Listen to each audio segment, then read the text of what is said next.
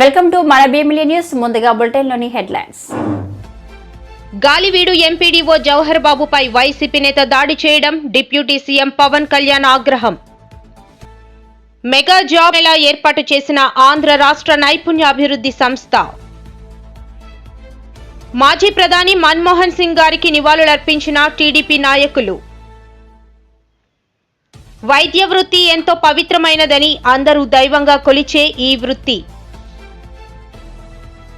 అనకాపల్లి మండలం మాకవరం పంచాయతీ సెక్రటరీ నిద్రపోతున్నారా? రాష్ట్ర వ్యాప్తంగా నిర్వహించిన ఆందోళనలు విజయవంతం. రిమ్స్ లో చికిత్స పొందుతున్న గాలివీడు ఎంపీడీఓ జవహర్ బాబును డిప్యూటీ సీఎం పవన్ కళ్యాణ్ పరామర్శించారు.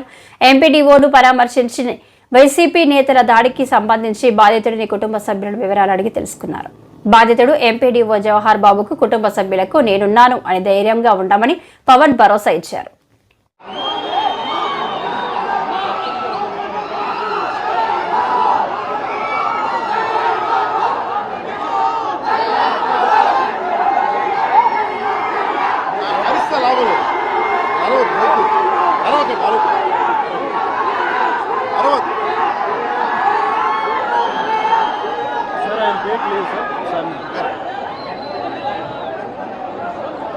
ముందుగా జవహర్ బాబు గారు ఆరోగ్య పరిస్థితి ఎలా ఉందని అడిగారు. వైద్యం సరైన వైద్య విధానాలు జరుగుతున్నాయి లేదని దాని గురించి మాట్లాడాం. అలాగే నేను ఇక్కడికి ఎందుకు ప్రత్యేకించి ఎందుకు పరామర్శించి రావడానికి ఎందుకు అనుకున్నామంటే, ఇది ఒక్కరి మీద జరగల, రాష్ట్ర యంత్రాంగం మీద దాడిగా చూస్తున్నాం. దీన్ని వైసీపీ నాయకులకి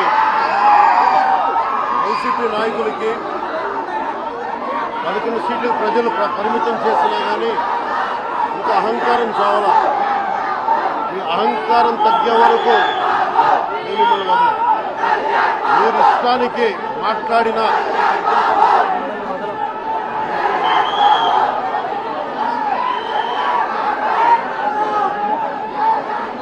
అహంకారంతో కొట్టుకొని మీరు ఈ పరిస్థితికి వచ్చారు. ఇది ఈ వ్యక్తి మీదే కాదు, గత గాలివీడు మండలం సంబంధించి గతంలో కూడా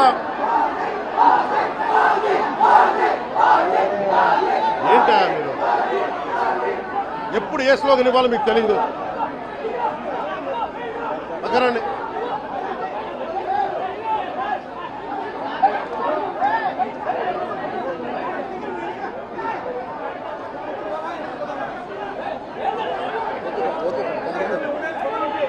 జల్లా సుదర్శన్ రెడ్డి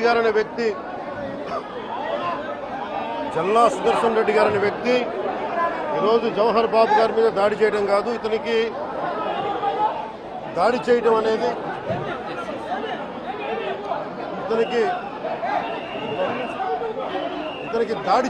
కొత్త కాదు.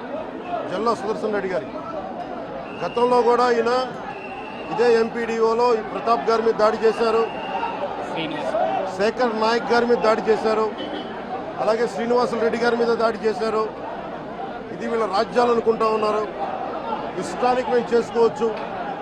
జవహర్ బాబు గారు కూడా చెప్పింది ఏంటంటే, రూమ్ తాళాలు అడిగారు, మీ అమ్మగారికి ఇస్తాం, అది ఆవిడ మండల పరిషత్తు ఆవిడకి పదవి ఉంది కాబట్టి వాళ్ళ పిల్లలకి ఇవ్వమంటే ఎందుకు ఇవ్వం అని చెప్పి వాళ్ళ మనుషులు దాడి చేసి అమానుషంగా కొట్టారు.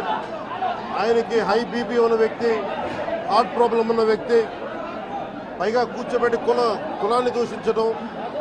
దీనికి వీళ్ళ అహంకారానికి కులం ఏం లేదా. ఎవరైనా సరే, శ్రీనివాసరెడ్డి గారు కావచ్చు, శేఖర్ నాయక్ గారు కావచ్చు, ప్రతాప్ గారు కావచ్చు, జవహర్ గారు కావచ్చు, ఎవరి మీదైనా సరే వాళ్ళకి ఆధిపత్యానికి అడ్డుకుంటే మటుకు వీళ్ళకి ఇదే. నేను వీళ్ళందరికీ ఇదే చెప్తున్నాను మీకు. ఇది గత ప్రభుత్వంలా కాదు, ఇష్టారాజ్యంగా. అనకాపల్లి జిల్లా పాయకరావుపేటలో మెగా జాబ్ మేళా ఏర్పాటు చేసిన ఆంధ్ర రాష్ట్ర నైపుణ్యాభివృద్ధి సంస్థ.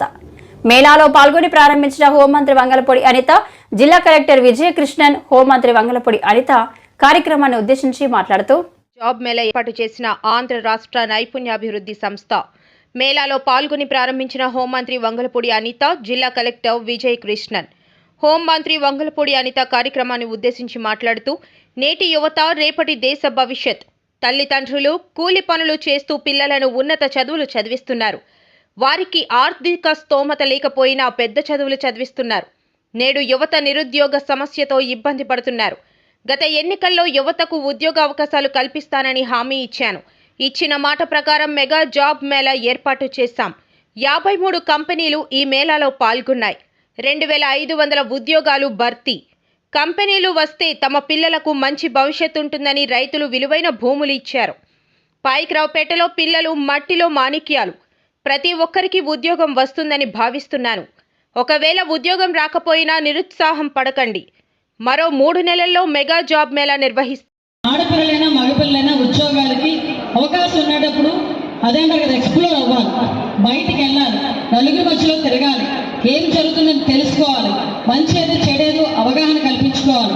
అప్పుడే మన భవిష్యత్తుకు ఒక మంచి బాట ఉంటుందని మీ అందరికీ కూడా తెలియచెప్పుకుంటూ ఒకటే చెప్తున్నానమ్మా, మీ అందరూ కూడా మంచి భవిష్యత్తులో ముందుకెళ్ళాలని కోరుకుంటున్నా. మరొక విషయం మీ అందరికీ చెప్పాలి.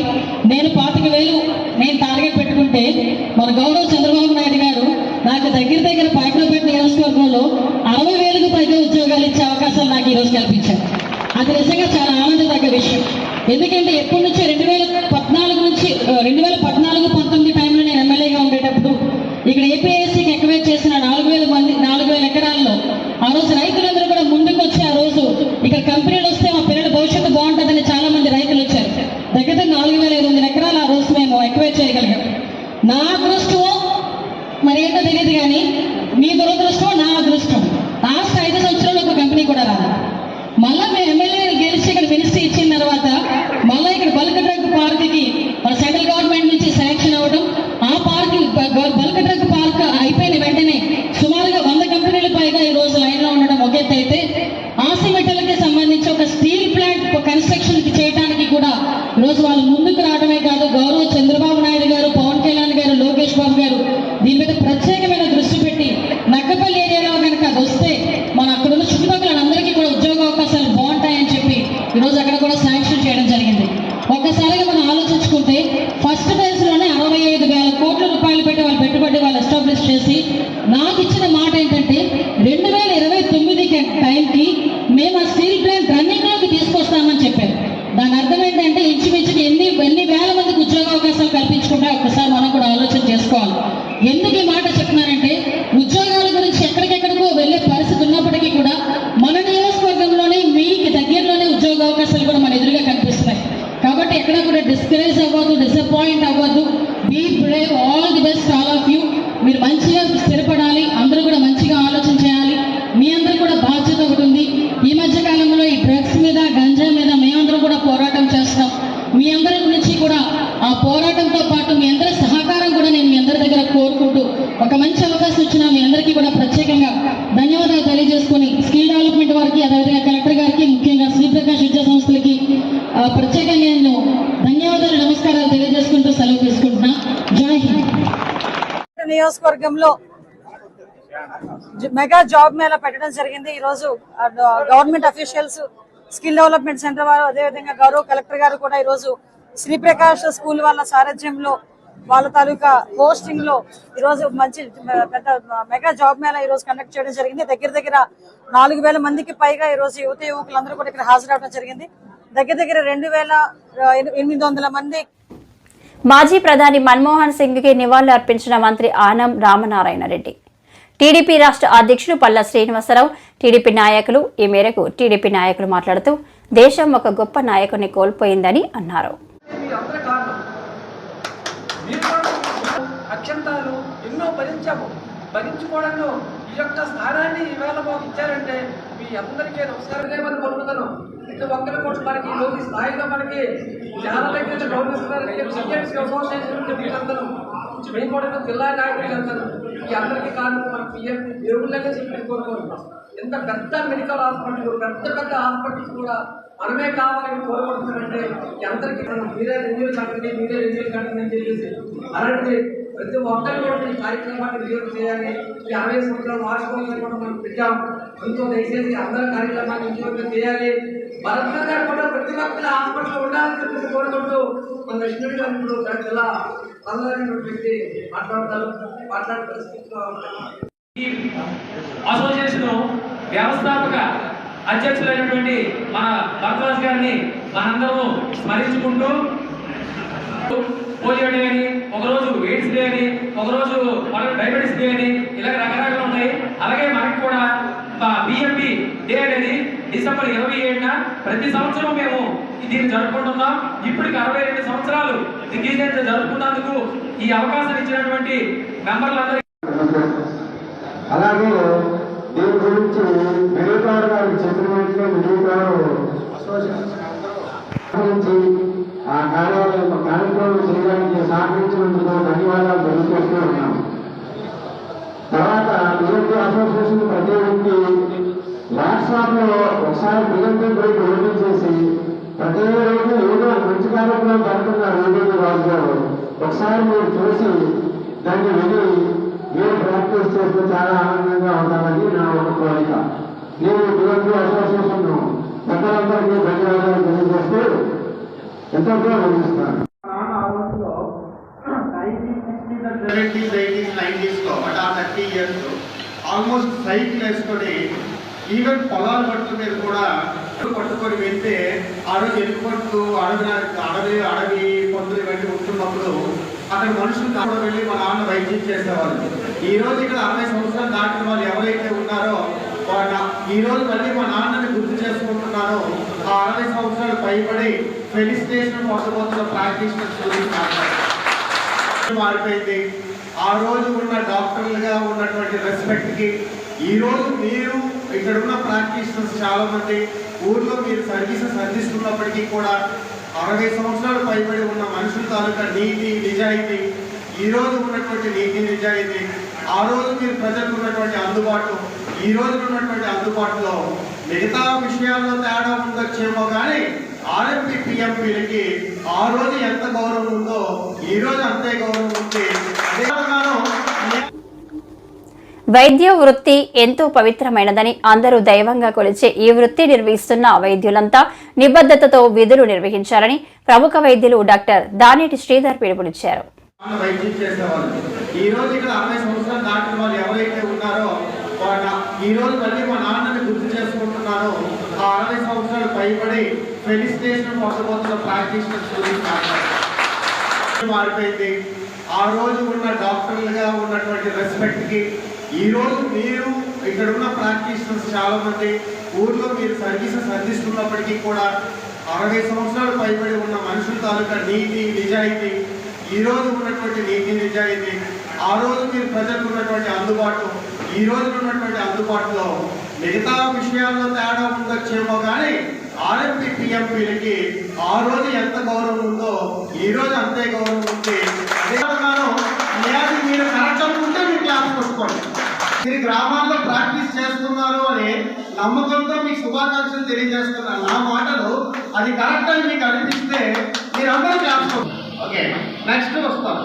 నేను 2002లో ప్రాక్టీస్ స్టార్ట్ చేసేసరికి శ్రీకాకుళంలో ప్రాక్టీస్ స్టార్ట్ చేసేసరికి ఇక్కడ ఉన్న వాళ్ళందరూ నాకు తెలిసి ప్రతి ఒక్కరు కూడా నా హాస్పిటల్లో నాతో డైరెక్ట్గా పరిచయం ఉన్న వాళ్ళే ఇక్కడ ఉన్నారని నమ్ముతారు. ఎందుకంటే పేరు నాకు చాలా మంది మర్చిపోయారు. ఎందుకంటే మీరు ఆల్మోస్ట్ అది 10 సంవత్సరాల నుంచి 15 సంవత్సరాలు రావడం అయింది. నా మొదటి 5-6 శ్రీకాకుళంలో ఉన్నటువంటి హాస్పిటల్ ఫెసిలిటీస్ ఆలోచిస్తే ఒక day and night hospital surgeries అయ్యే అవకాశం ఉండేది. లేదా బసవపున్నయ్య గారి హాస్పిటల్ ప్రజెంట్ ఉన్నటువంటి జేఎంఆర్ మెడికల్ షాప్లో ఒక రూమ్లో ఒక లైట్ పెట్టి సర్జరీ చేసే రోజులని అదృష్టవశాత్తు డాక్టర్ దానేటి శ్రీధర్ వారు శ్రీకాకుళం వచ్చాడు. నాతో పాటు సమకాలీనంగా డాక్టర్ మధు గారు, గూడెం సోమేశ్వరరావు గారు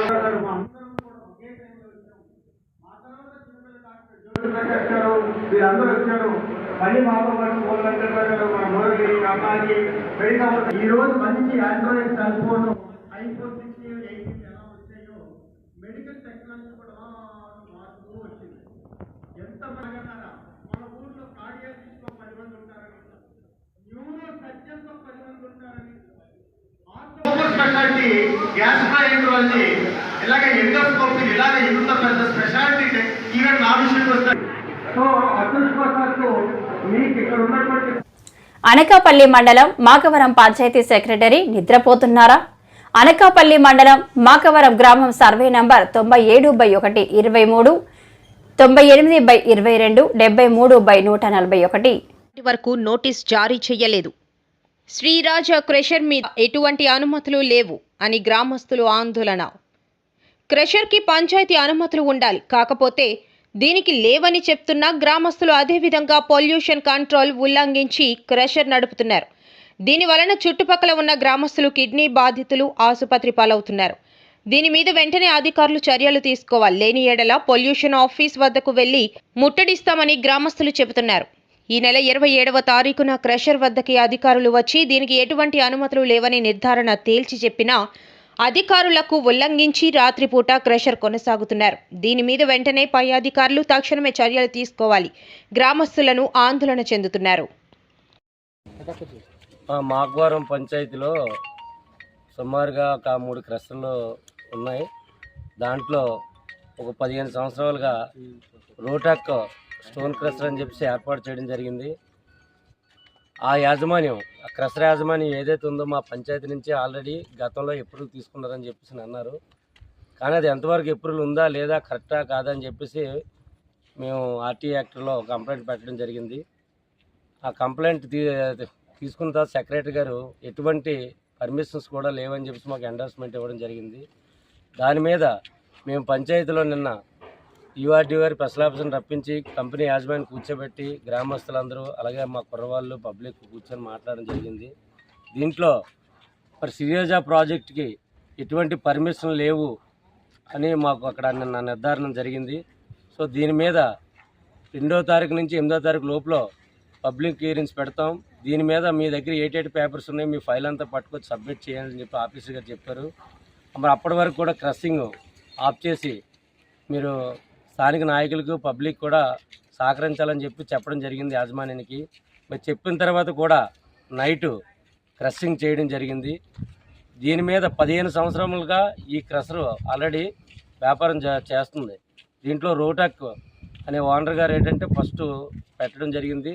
తర్వాత ఆయన ఈ శ్రీరాజ ప్రాజెక్ట్స్ వాళ్ళకి అమ్మేసి సేల్ చేసి వెళ్ళడం జరిగింది. అప్పటికా నుంచి కూడా వీళ్ళకి ఎటువంటి తీర్మానం లేదు, లేకుంటేనే ఇల్లీగల్గానే క్రషింగ్ చేస్తున్నారు. అది నిన్న మా పంచాయతీలో పక్కా నిర్ధారణ జరిగింది. జరిగిన తర్వాత నాయకులందరూ ప్లస్ అందరం కూడా చెప్పడం కూడా జరిగింది. చెప్పిన తర్వాత మీకు చెప్పడం కూడా జరిగింది. చెప్పిన తర్వాత కూడా క్రషింగ్ నైట్ అంతా చేయడం జరిగింది. దీని మీద మా మీడియా సోదరుల ద్వారా మేము దీనికి తెలియపరుస్తున్నాం. పర్మిషన్ ఎప్పటి నుండి లేదని మీకు తెలిసిందండి? అంటే ఏ సంవత్సరం నుండి లేదు? 2015 నుంచి పర్మిషన్ లేదు సార్. అప్పటి నుండి రన్నింగ్ చేస్తున్నారా? అప్పటి నుంచి రన్నింగ్ చేస్తున్నాం సార్. ఇప్పుడు నేను మాట్లాడొచ్చండి. మాకవరం గ్రామంలో గత కొన్ని సంవత్సరాలుగా ఈ యువత ఇక్కడ జరుగుతున్న ఎన్విరాన్మెంట్ డ్యామేజ్ మీద నిరంతరం హైకోర్టులో రిట్ పిటిషన్ ఫైల్ చేస్తూ కూడా ఫైట్ చేస్తున్నారండి.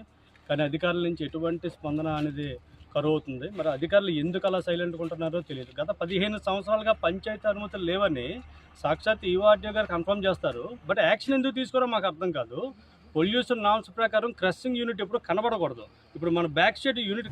కూటమి ప్రభుత్వం ప్రజలపై దుర్మార్గంగా మోపిన 15,485 కోట్లు విద్యుత్ ఛార్జీల మోతకు వ్యతిరేకంగా జగన్ పిలుపు మేరకు రాష్ట్ర వ్యాప్తంగా నిర్వహించిన ఆందోళనలు విజయవంతమయ్యాయని కురసాల కన్నబాబు ప్రకటించారు. కాకినాడ క్యాంప్ ఆఫీసులో మీడియాతో మాట్లాడారు. వాళ్ళు అర్పించి ఒక మహానాయకుడిని, ఒక దార్శనికుడిని కోల్పోయిన ఆ బాధని వ్యక్తం చేస్తూ కార్యక్రమాలను నిర్వహించడం జరిగింది. మన్మోహన్ సింగ్ గారు ఈ దేశం ఆర్థిక వ్యవహారాల్లో దిశ నిర్దేశించిన నాయకుడు. సుమారు 10 సంవత్సరాల పాటు ప్రధానమంత్రిగా సేవలు అందించిన వారు. వారి లేని లోటు ఎప్పటికీ తీర్చలేదని వైఎస్ఆర్ పార్టీ భావిస్తూ ఆ కార్యక్రమం పూర్తి చేసిన తర్వాత ఇవాళ వైఎస్ఆర్సీపీ పోరుబాట కార్యక్రమాన్ని కూడా నిర్వహించాం. ప్రజా సమస్యల విషయంలో రాజీ పడే ప్రసక్తే లేదు అనే మా నాయకుడి ఆదేశాల మేరకు ప్రతి కార్యకర్త, ప్రతి నాయకుడు, అన్ని శ్రేణులు ఇవాళ రోడ్ల మీదకి వచ్చి ర్యాలీలు నిర్వహించడం, ర్యాలీలుగా విద్యుత్ కార్యాలయాలకు వెళ్ళి నిరసన తెలిపి వినతి పత్రాలు ఇవ్వడం జరిగింది. 175 అసెంబ్లీ నియోజకవర్గాల్లో అధికారం కోల్పోయిన 7 నెలల కాలంలో మహా ప్రదర్శనలు ఇవాళ జరిగాయనడంలో సందేహమే లేదు. దీన్ని బట్టి మీకు అర్థమైంది ఏంటంటే ఈ రాష్ట్ర ప్రభుత్వం, చంద్రబాబు నాయుడు గారి నాయకత్వంలో ఉన్న ప్రభుత్వం ఎంత ప్రజా ఆగ్రహాన్ని చవిచూస్తుందో అర్థమవుతుంది. చెప్పింది ఒక్కటి కూడా నెరవేర్చకుండా అన్ని అబద్ధాలు, అన్ని అభూత కల్పనలు, ఈ ఎన్నికల్లో గట్టెక్కితే చాలన్నట్టుగా చంద్రబాబు నాయుడు గారు చేసిన హామీలు గాలిలో కొదిలేసి ఈ రోజున కేవలం తమ స్వప్రయోజనాల కోసం ఎజెండాని రూపొందించుకుని ముందుకెళ్తున్న విషయం ప్రజలు గమనించారని చెప్తున్నాం. ప్రధానంగా మనం కరెంటు ముట్టుకుంటే షాక్ కొడుతుంది. కానీ 2024 ఎన్నికల్లో ప్రజలు చంద్రబాబును ముట్టుకున్నారు, చాలా గట్టిగా షాక్ కొట్టింది. ఒక్కసారి కాదు, ఆయన ప్రతిరోజు షాక్ ఇస్తూనే ఉన్నాడు గత 7 నెలల కాలంగా. ఏ స్థాయికి షాకులు తగులుతున్నాయంటే ఏ ఒక్క వర్గాన్ని వదిలిపెట్టకుండా ప్రతి ఒక్కరిని షాకుల మీద షాకులకు గురి చేస్తూ ఉన్నాడు. రైతులకి రైతు భరోసా ఇస్తాను, 13,500 కాదు పెట్టుబడి సాయం 20,000 ఇస్తానని చెప్పిన చంద్రబాబు నాయుడు గారు ఇవాళ వరకు అలాంటి ఒక హామీ తాను ఇచ్చాననే విషయం ఆయన గుర్తులేదు. ఆ విధంగా రైతులకి షాక్ ఇచ్చాడు. మహిళలకి 18